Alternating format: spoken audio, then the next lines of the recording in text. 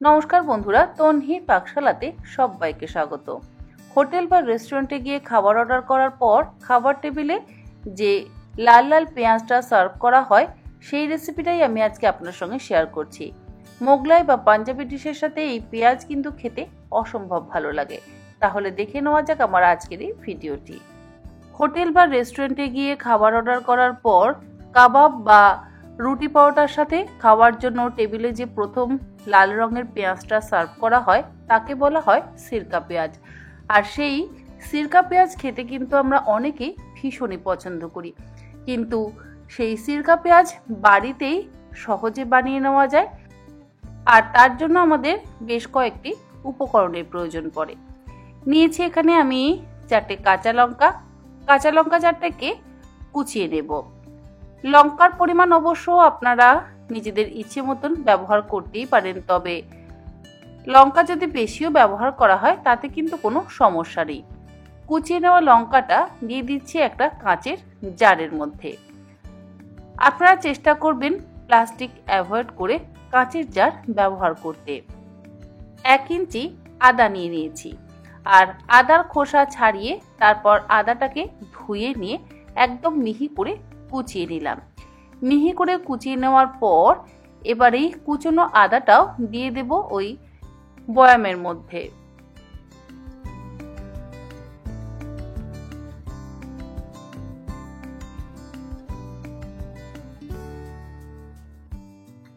নিয়েছি এখানে 4টে মিডিয়াম সাইজের পেঁয়াজ।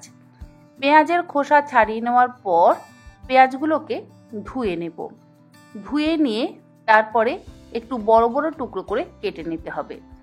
এখন যেহেতু শীতকাল নয় গরমকাল, সেই জন্য আমি ছোট সাইজের গোটা পেঁয়াজ বা ছাঁচি পেঁয়াজ ব্যবহার করছি না। মানে যেহেতু বাজারে পাইনি সেই জন্য আমি ছাঁচি পেঁয়াজের ব্যবহার করতে পারছি না। মিডিয়াম সাইজের পেঁয়াজগুলোকেই একটু মোটা মোটা করে কেটে নিয়েছি। যদি আপনারা গোটা ছাঁচি পেঁয়াজ বা ছোট সাইজের পেঁয়াজ বাজারে পান তাহলে সেটা দিয়ে অবশ্যই কিন্তু এই সিরকা পেঁয়াজ বানিয়ে নিতে পারেন। পেঁয়াজগুলোকে একটু বড় বড় মোটা মোটা করে কেটে নেওয়ার পর ধুয়ে নিয়ে তারপরে দিয়ে দিচ্ছি বয়ামের মধ্যে। একটা ছোট সাইজের বিটের অর্ধেকটা লম্বা করে কুচিয়ে নিয়ে সেটাও দিয়ে দিলাম বয়ামের মধ্যে। এই বিটের কালারেই কিন্তু একটা লাল সুন্দর রং হয়। 1 চা চামচ পরিমাণে দিয়ে দিলাম লবণ, আর দিলাম 1 চা চামচ পরিমাণে চিনি। লবণ আর চিনি দেওয়ার পর এবারে দিয়ে দিচ্ছি 3/4 কাপ পরিমাণে ভিনিগার।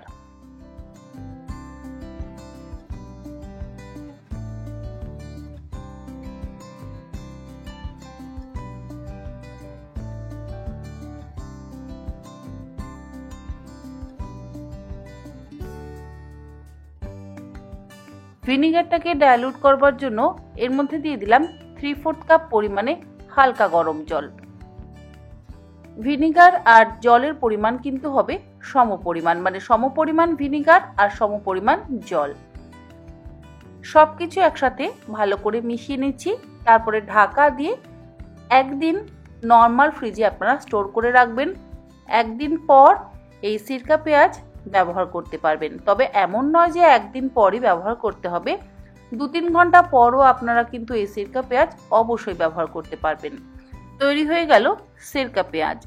যে কোনো রকম মোগলাই বা পাঞ্জাবি ডিশের সাথে খেতে কিন্তু অসম্ভব ভালো লাগে। আজ তাহলে এই পর্যন্ত, আবার হাজির হয়ে যাব অন্যদিন অন্য কোনো রেসিপি নিয়ে। ভালো থাকবেন, সুস্থ থাকবেন, ধন্যবাদ।